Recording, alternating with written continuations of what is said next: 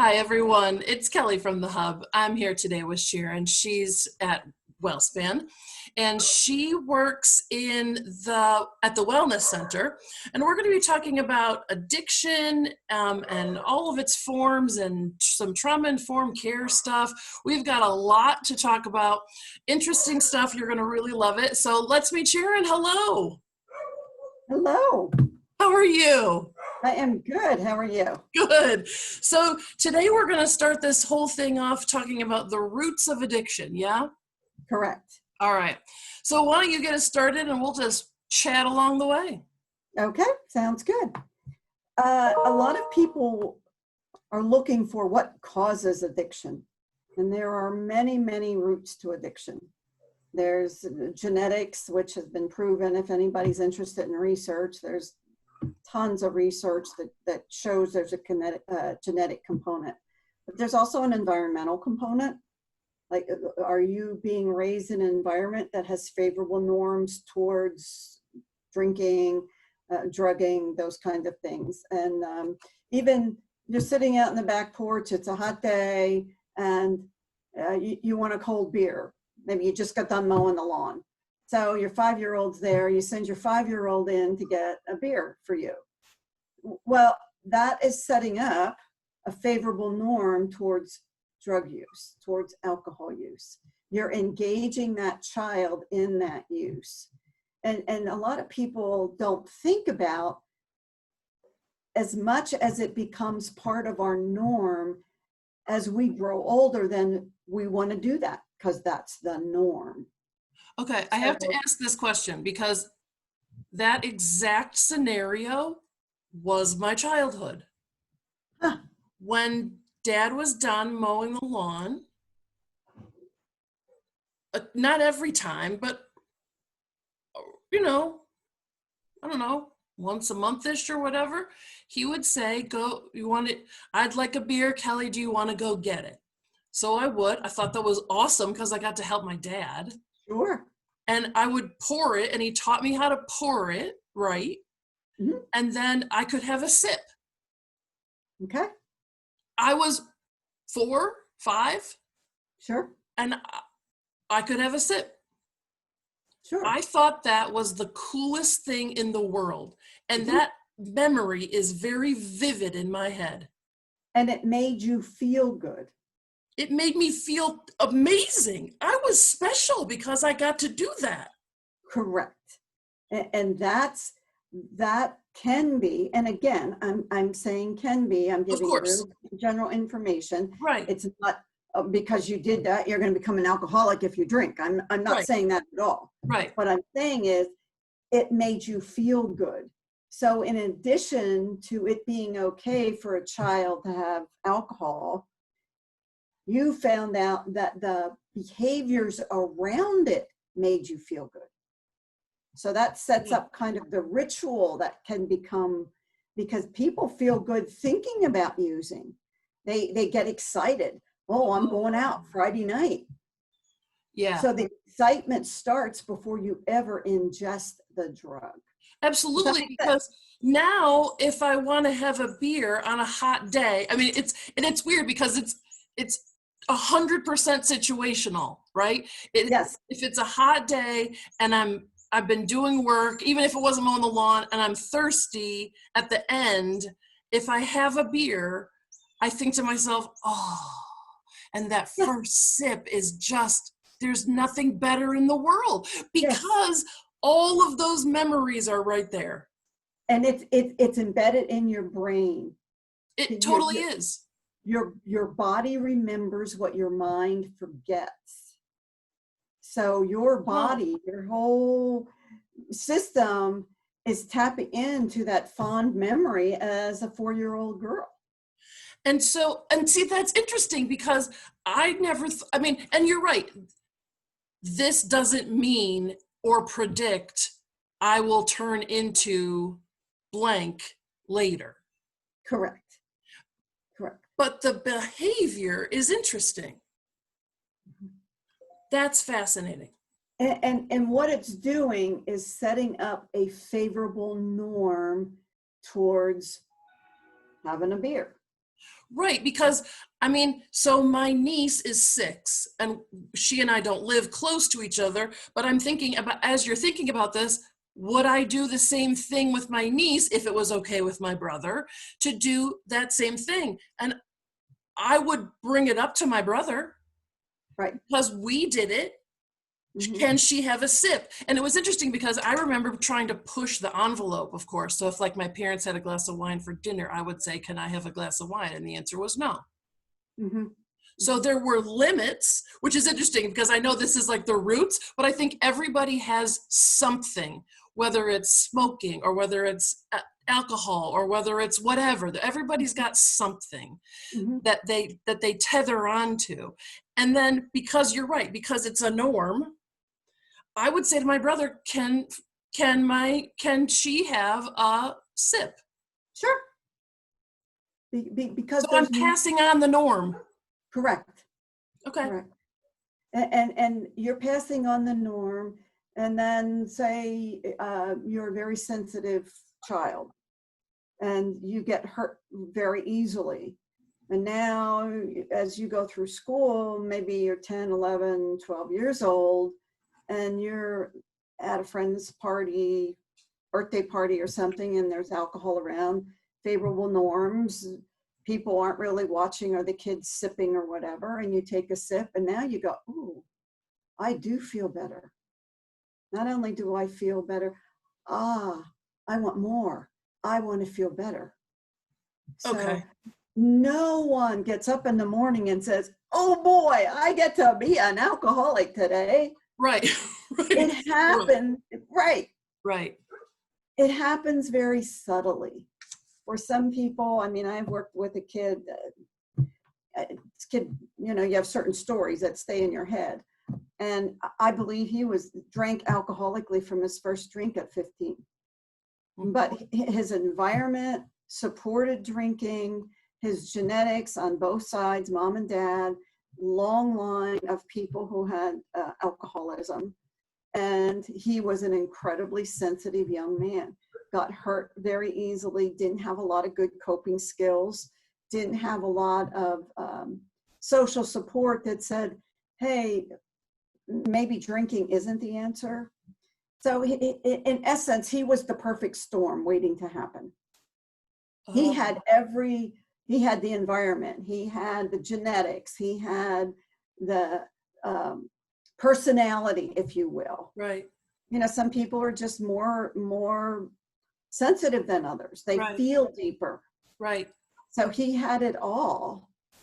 And he just didn't know how to do life, because the bottom line with addiction is, as human beings, we are born wanting to seek pleasure, to feel good and avoid pain. Right. And Right. Why we would are you want it any other way? exactly. So if we are in pain, we want something to make us feel good, and we want it quickly. Right. You have a Chocolate cake. headache, you take an aspirin, boy, if it doesn't work in 5 minutes, you take more. Right. Or chocolate cake. It's the Yeah, same. exactly. Right. Well, yeah, and that was interesting that you mentioned that, Kelly, because in my family, food was the big thing. You get hurt, you get food. You fall, here, Band-Aid, popsicle. You go to the doctor and get your immunization shot. The doctor's office in those days gave you a lollipop. Duh, my whole life, of course. Every time you left the doctor, you got candy. Yes. And the dentist, you go to the dentist and you get candy because you were a good girl. Like, all well intended. Right. Please, Right. I'm not Right. blaming. Right. I'm Right. Right. pointing out, we learned, and I mean, I am sure God invented chocolate just for me, you know? But we learn. What's fascinating about this is that it's when you saying the word addiction has such a negative connotation. Yes. It means you're weak. It means you can't handle anything. It means you're out of control. I mean, it has all these horrible connotations. But I think that everybody studies sort of everything, we sort of see that there's there's a spectrum of this. Correct. And I love chocolate just like you. But I don't know if I don't know where on the spectrum I am if I was pushed to pinpoint myself, or where my alcohol is on that, or, all those things. So I think it's interesting. It's not like you're addicted or not addicted. Correct. There's a whole line of stuff that you go through the whole way. And I think that that's why I really wanted to do this series with you, because this takes away, we're going to be walking through this for a bit. We're taking away some of that nasty so that you can just go, this is where I am. I hope so. Maybe this is how I got there. Yes. And now this is what I can do. Now, you're exactly right. There's use, there's abuse, and there's addiction. And there's fine lines between each one. And you can be an abuser. Take college, for example. A lot of kids go to college and it really is still sex, drugs, rock and roll. That wasn't just from the 60s. Right. It still is like that. And they come out of college and get a job and kind of settle down. And they might have abused substances all through college. It doesn't mean they're addicted. Maybe they are. Right. But maybe they're not. Yeah. Right. And now it's like, I don't want to do that anymore. Right. And it's weird because some people say well, if you're going to have a drink, that means you're going to be sliding down the thing. Well, no, it doesn't. Now, if you have a family history of alcoholism and maybe you didn't get a lot of encouragement as a child, maybe, and we'll talk about this later, you had some of the adverse childhood experiences that can affect you. And then you have favorable norms in your environment, and you're a sensitive person, you might be more aware. Maybe I ought to find other ways to cope. Maybe I ought to find other social supports. Yeah. Maybe I ought to be more aware of my behaviors. Yeah. I want to prevent it. It's like somebody that has a family history of diabetes. Right. You don't wait till you get the diagnosis of diabetes to start eating differently. Right. You want to prevent it. Yeah. Same way with heart disease. I know a lot of people have a family history of heart disease, so they're already, eating low salt, low fat, not crazy obsessive. Right. But it's a preventive measure. Right. And it's one of those things that, thank goodness, addiction has been reclassified differently, because in the day, that's not how we classified it. Now it is a medical condition. Right. And it's not a mental health problem that gets laid on you. And so, yes. Changing the way that we see those, so that we see how it works, it takes a long time for people's brains to catch up to that and all of that stuff. But that's fascinating, because if you put it in the same category as diabetes and heart disease, well, you don't look at yourself and be like, see, you're a horrible person. You got diabetes. Yeah. No one ever says that. No one's like, see, heart disease. But you can do things to make sure that it doesn't get exacerbated along the way. If somebody goes to the doctor and gets blood work done and their cholesterol's high, you don't hear, oh, they have a hot cholesterol. Right. The stigma and the language that we use around addiction. Because if someone truly meets the criteria for an addiction, it's not about willpower at that point. It would be like you have diarrhea and use willpower to not go to the bathroom. Right.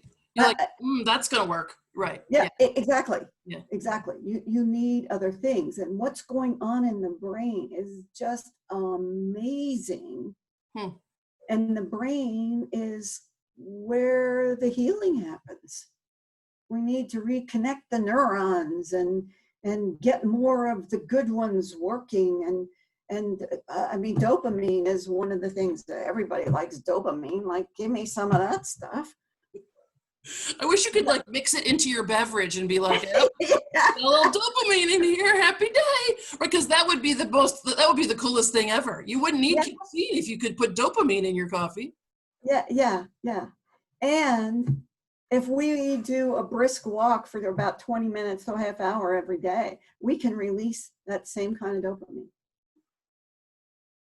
So there are meditations. Some people like to sit and meditate. Other people like to do exercise. I still don't quite get that because, people that get up at 4:30 in the morning and go run 10 miles before work, like, really?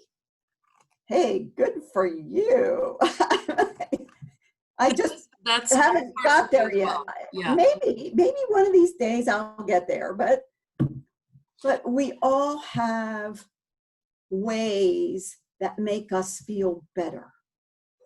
And some of those ways support our health, our emotional health, and our physical health. And some of those ways do not support physical and emotional health. They support feeling good. And that's what we want to do. Huh. I never thought about it that way before. Does that make sense? Did I explain Totally it? makes sense because you're right. Because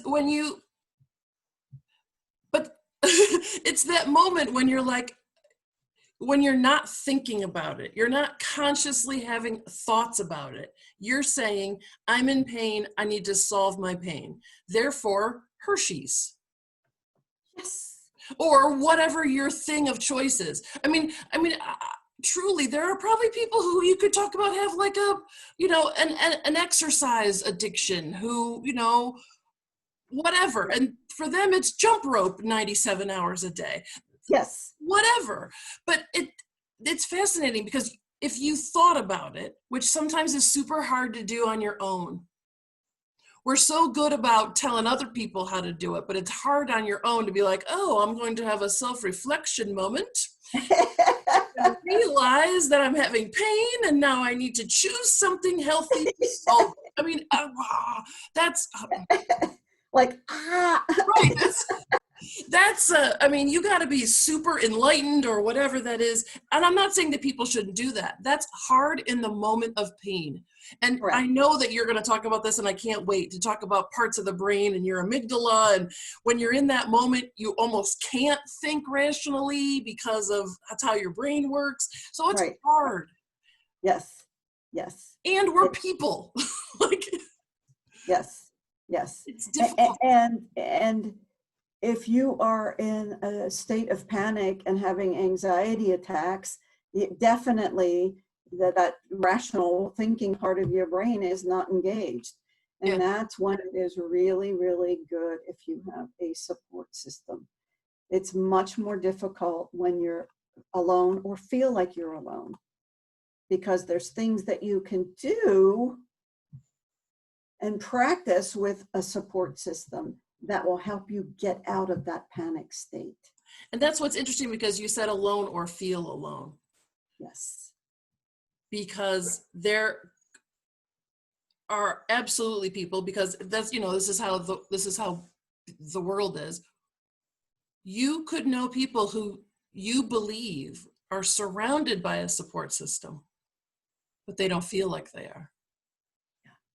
So they're behaving in ways that you're like, why are you behaving? You have this person and I love you too, and this person, and why are you being like this? And that's not from their universe. They're seeing themselves as being alone. So therefore they're behaving, they feel helpless. Their internal model of the world is that they are alone. And when the internal model and the internal model of the world, they're called constructs. The constructs that are developed usually by about 3 or 4 years old. So you go through your life with this internal, and again, I'm general, it's not like of course iron and stone, but so you're 3 years old and you pick dandelion and run it over to your mother and say, oh, here, mommy, here. And mommy goes, ew, those flowers are awful. I have allergies. They're making me sneeze. Don't ever do that again. That child in that moment could be destroyed emotionally. And that one event, again, depending on the personality of the child and the rest of the environment, but that one event could have caused an internal model of the world to be, don't reach out. Don't try and do nice things for people. So then, and you might not even be aware. I mean, a 3-year-old is going to know that. So now, Wow. they grew up, they're 11, 12 years old, and dad says, I want you to mow the lawn. You're supposed to be part of the family and help the family. Kid says, no. Right. I'm not part of the family. So then you end up in a battle. Right. Kids labeled as oppositional, defiant, won't do anything, when in reality, the kid is protecting himself from rejection and pain. I reached out, I did something for someone, and I got hurt. And the hurt isn't like, a little boo-boo, it's a deep wound. It's a deep wound that physically would require stitches. Right. I mean, it's really a zinger. Right. So our internal models of the world. So when we work with people who have these constructs, we need to help them develop new ones. Those old ones really were for protection against pain. Being rejected is painful. Right, which is so, I mean, talk about figuring out your root cause. I mean, that's like, for those of you who don't understand what like root cause is, the easiest way to explain it is you should ask why 5 times to get to, like, after every statement, to get to the sort of the essence of what you're talking about. Because yes, absolutely, because we focus on symptoms. We are a symptom culture. Right. We want to treat symptoms. We don't want to get Right. to, it's like cutting off the top of a weed in a garden. That weed's going to grow back. Right, because you didn't go all the way literally to the root. Exactly. I have to tell you, just talking to you for this time means, and I hope everybody who's watching feels the same way, there are so many things we have to talk about. I mean, you opened about 200 doors of all the ways that we're going to explore all this stuff over the next several weeks. I just can't wait. Thank you so much, Sharon. This has been great. If people like this, I didn't mean to interrupt you. I'm sorry. Oh, no, feel free. Go ahead. Is there a way people could ask questions? Absolutely. If you put comments into the feed, you can also message us privately and we can talk about stuff. If you want to talk to Sharon, you can message us privately and we can send her your information. Absolutely. Any questions, any comments you want to have, just put them in there and we will make sure that they get to Sharon or I. Absolutely. Yeah. This is going to be a fantastic series. I'm so looking forward to it. I live, eat, and breathe this. She does. I know her. She does. So sometimes I'm not clear in my explanations or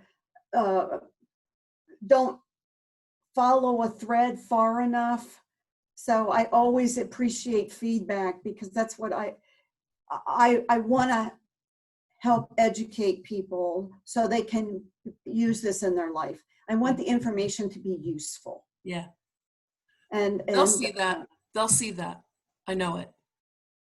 Thank you so much. That's why I appreciate questions or comments or whatever. So. Absolutely. We will chat again next week, yeah? Yeah, you That's bet. good. See you, everybody. Right. See ya.